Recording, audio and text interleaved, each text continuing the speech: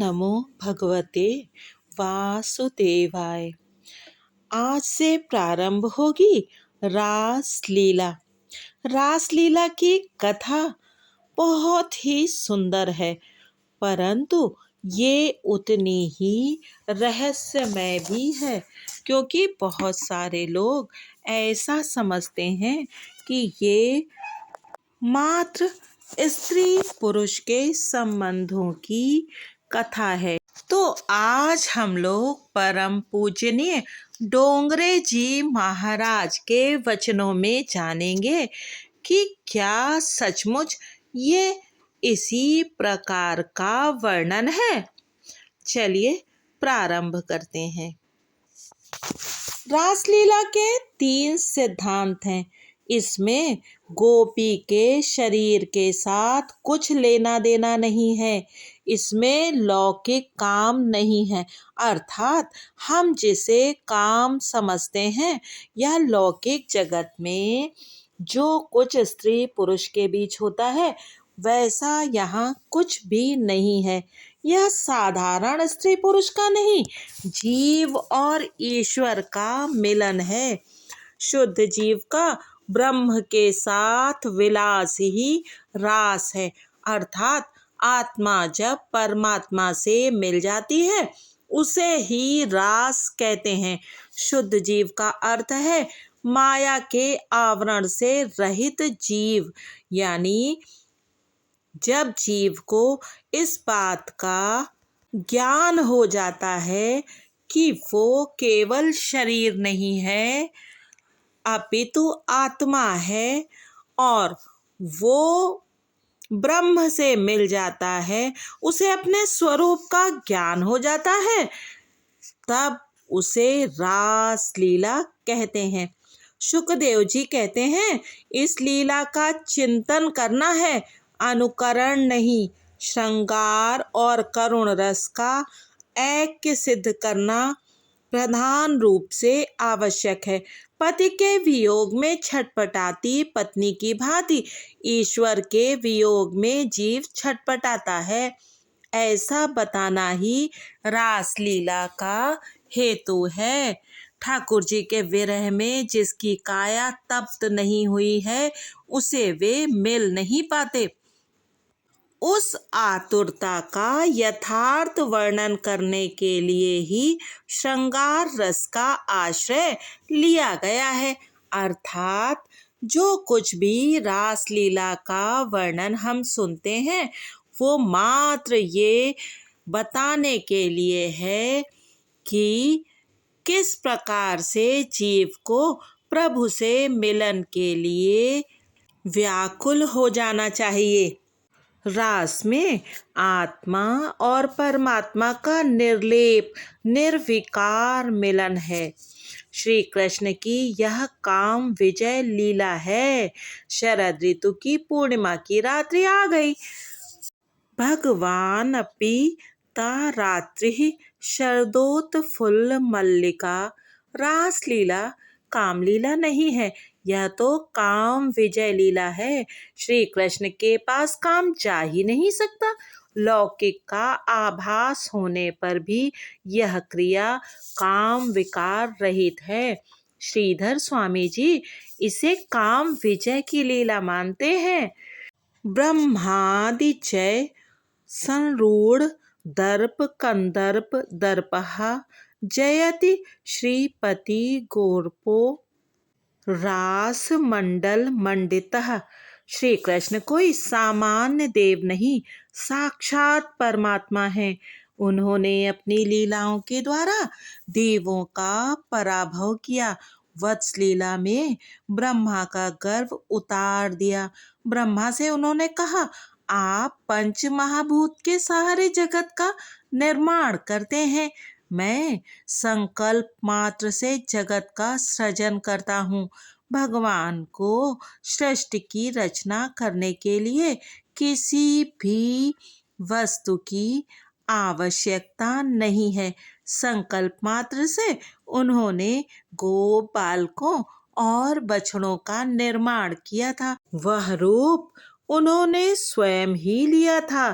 अग्नि का भी गर्व नष्ट किया, इंद्र का अभिमान भी गोवर्धन लीला में उतारा गया, वरुण देव का पराभव किया, ब्रह्मादि देवों की पराजय हुई, तो कंदर्प कामदेव का अभिमान जाग उठा कि अब तो मैं ही सबसे बड़ा देव हूँ। उसने श्री कृष्ण के पास जाकर मल्ल युद्ध का प्रस्ताव रखा। काम का एक नाम मार भी है, उसे सभी मारते हैं।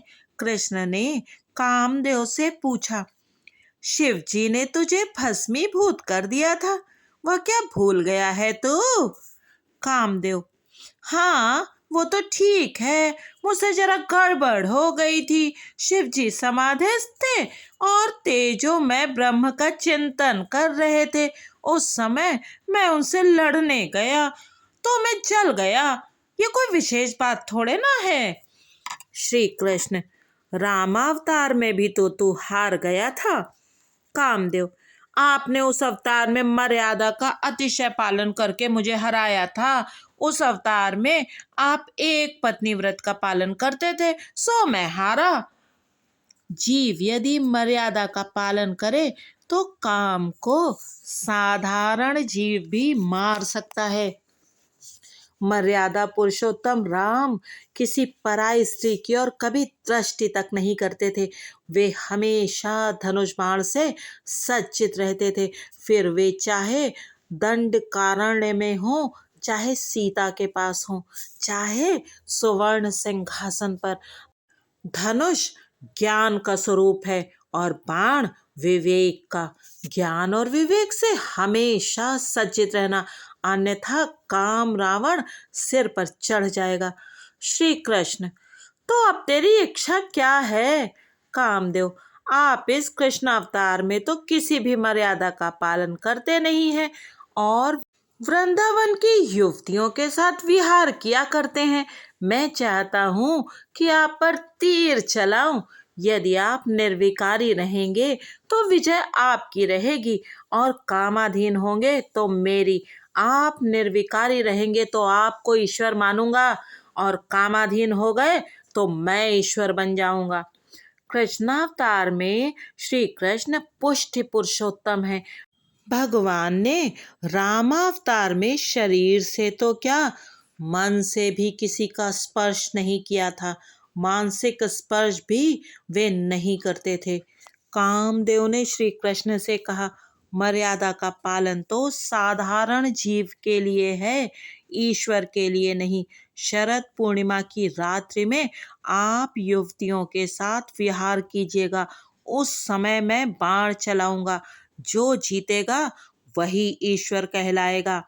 काम ने सोचा था कि श्री कृष्ण को हराना बड़ा आसान है, क्योंकि वे सारा दिन गोपियों के साथ मुक्त सहचार करते रहते हैं। श्री कृष्ण, तेरी यही इच्छा है तो वैसा ही होगा। रास लीला के मंगलाचरण में श्रीधर स्वामी जी ने कहा, ब्रह्मादि देवों का पराभव हुआ तो कामदेव को गर्व हुआ और वो भगवान से युद्ध करने आया। भगवान ने उसको हरा दिया। वह रास लीला काम के पराभव के हेतु ही है। श्री कृष्ण विहार तो गोपियों के साथ ही कर रहे थे, किंतु उनका मन तो निर्विकारी ही था। वन में किसी वृक्ष के नीचे एकांत में समाधिस्थ होना, संयम का पालन करना, काम को हराना कोई विशिष्ट बात नहीं है।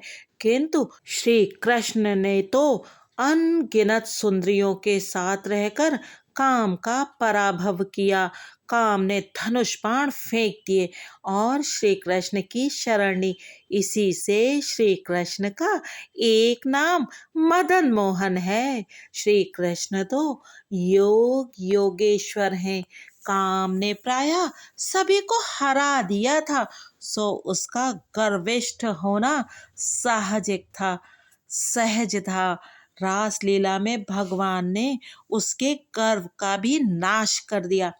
देवी भागवत में व्यास जी कहते हैं कि एक बार वे भी काम के अधीन हो गए थे, यानी उन्हें भी काम ने सताया था। पराशर ने 60,000 वर्ष तक तपश्चर्या की। वे एक बार यमुना पार कर रहे थे, तब नाव खेती हुई। मल्लाह कन्या मत्स्यगंधा का सौंदर्य देखकर वे मोहित हो गए। उन्होंने उस कन्या का हाथ थामा। उस कन्या ने कहा, कहाँ आप जैसे पवित्र ब्राह्मण और कहाँ मैं, किंतु काम क्या कभी कुछ देखता भी है? ऋषि ने कामेच्छा व्यक्त की।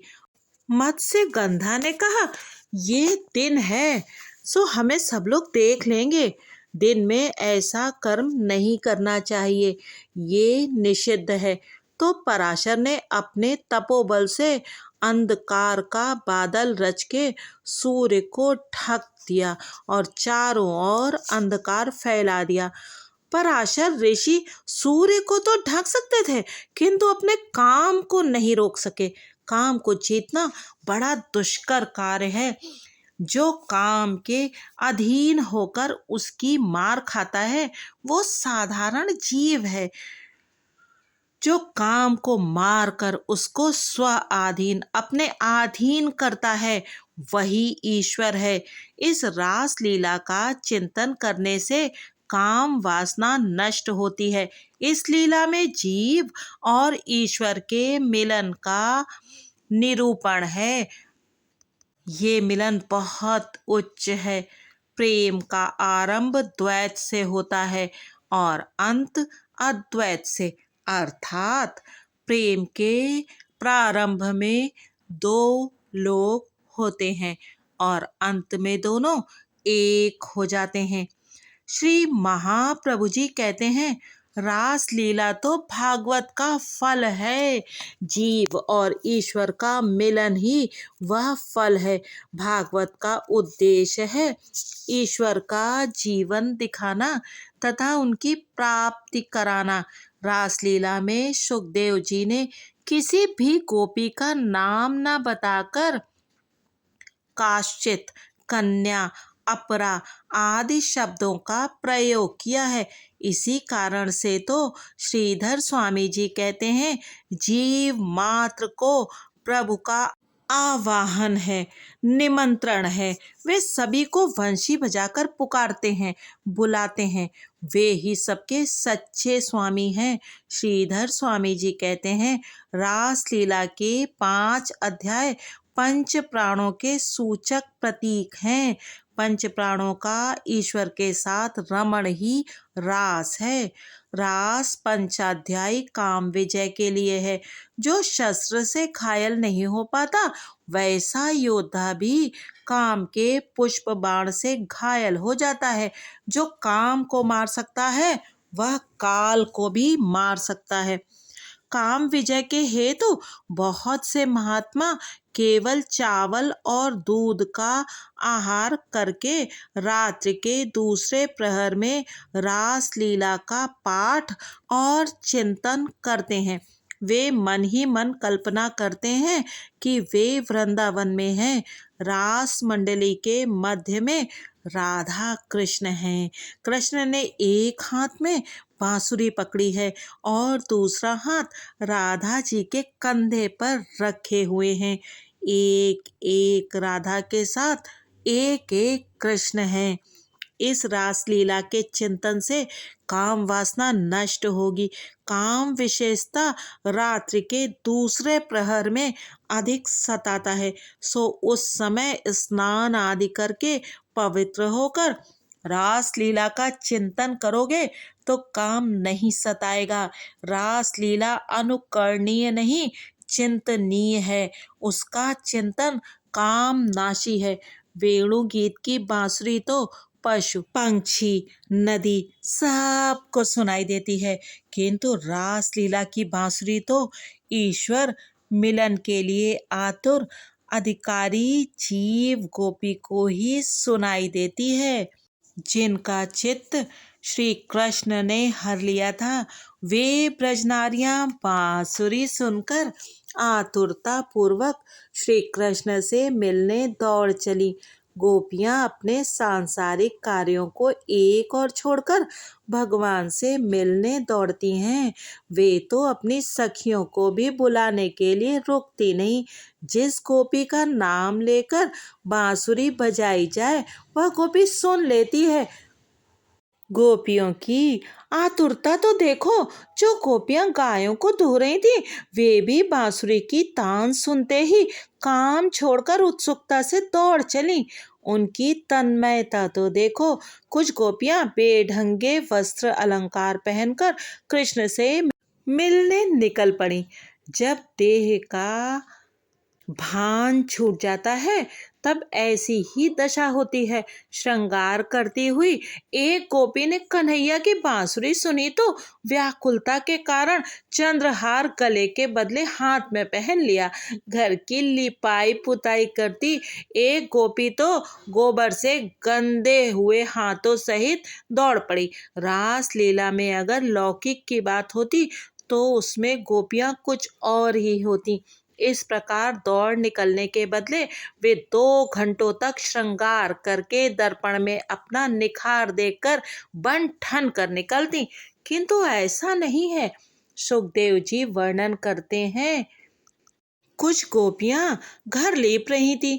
वे गोबर से सने गंदे हाथों को धोए बिना ही कृष्ण से मिलने दौड़ पड़ी।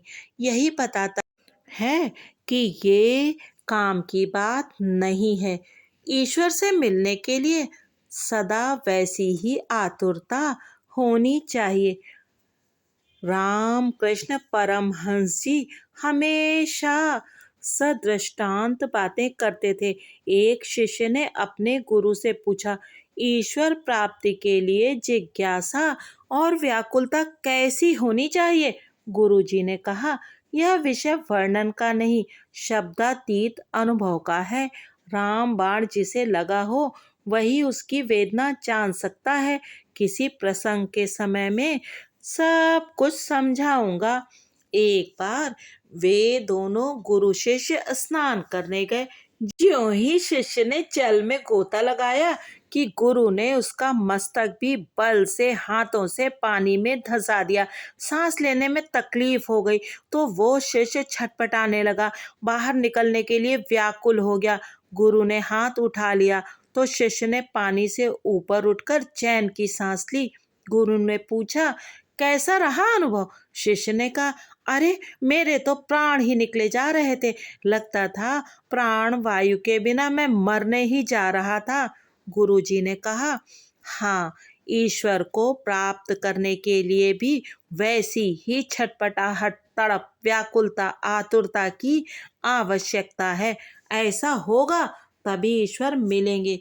मीराबाई जी ने भी कहा है, तुम देखा बिन कल न परत है, तड़प तड़प जिव जासी। रासलीला कोई साधारण स्त्री की नहीं, देह भान भूली हुई स्त्री की कथा है। गोपियों को रिश्तेदारों ने रोका किंतु वे कब रुकने वाली थीं। उनका मन मनमोहन ने मोह जो लिया था। सूरदास जी कहते हैं, मोहन मन मोहि लियो, ललित बेनु बजाई री, मुरली धुन श्रवण सुनत, बेबस भई माई री, लोक लाज कुल की मर्यादा, बिसराई री, घर घर उपहास सुनत, नेकु न लजाई री, जप तब वेद अरु पुराण, कुछ न सुहाई रे। सूरदास प्रभु की लीला, निगम नेति गाई री।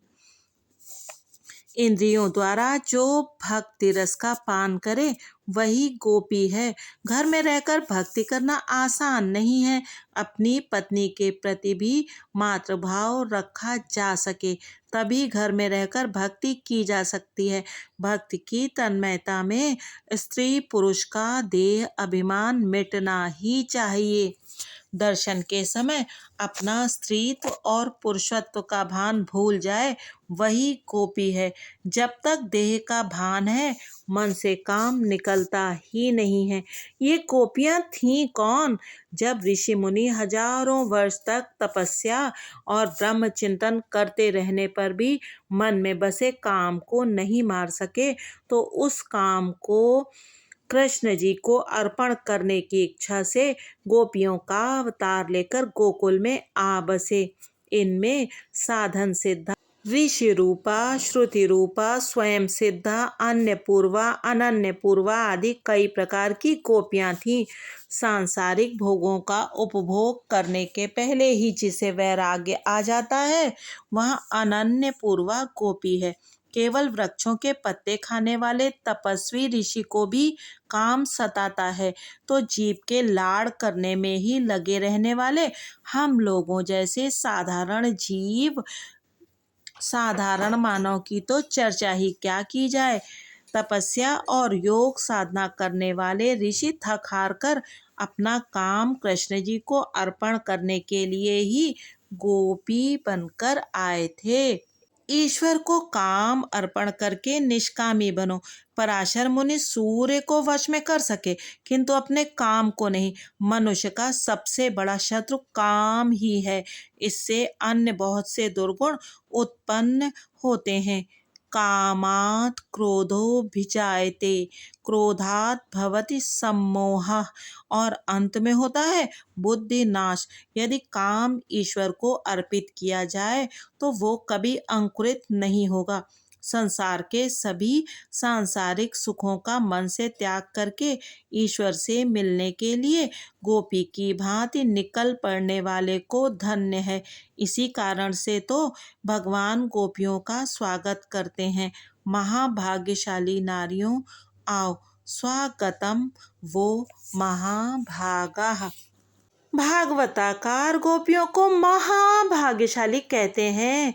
नारद जी भी अपने भक्ति सूत्र में गोपियों का दृष्टांत देते हैं। यथा व्रज गोपिका नाम, यही बताता है कि ये गोपियां कोई सामान्य स्त्रियां नहीं, भगवान की भक्त थीं। भगवान ने प्रत्येक गोपी को महाभाग्यशाली कहा है।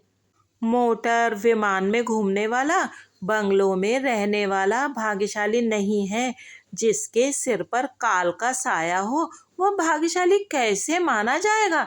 भाग्यशाली तो वो है जो सांसारिक सुखों को और काल के डर को छोड़कर भगवान की ओर दौड़ पड़ता है, जो ईश्वर से मिलने के लिए अतिशय व्याकुल हुआ हो। वह जीव महाभाग्यशाली है। इसी कारण से वंशीनाद अधिकारी गोपी जीव को सुनाई दिया था। वंशी का नाद तो सभी ने सुना था। सांसारिक विषयों के उपभोग से कभी तृप्ति नहीं होती। ईश्वर से मिलने के लिए दृढ़ निश्चय करो। संसार सुख तो सबसे बड़ा महादुख है, और इस बात को सच मानकर जिसने संसार सुखों का त्याग किया हो तो उसे भगवान अपनाते हैं। प्रभु प्रेम में जो पागल बना है वही भाग्यशाली है। परमात्मा ऐसे ही जीव का ही स्वागत करते हैं। अब इसके बाद कथा है श्री कृष्ण भगवान का गोपियों को समझाना। भगवान कैसे गोपियों को समझाएंगे ये सुनेंगे अगले भाग में। तब तक आप कृष्ण चिंतन करते रहिए और बने रहिए सरोजेंद्र सनातनी के साथ। जय श्री कृष्ण।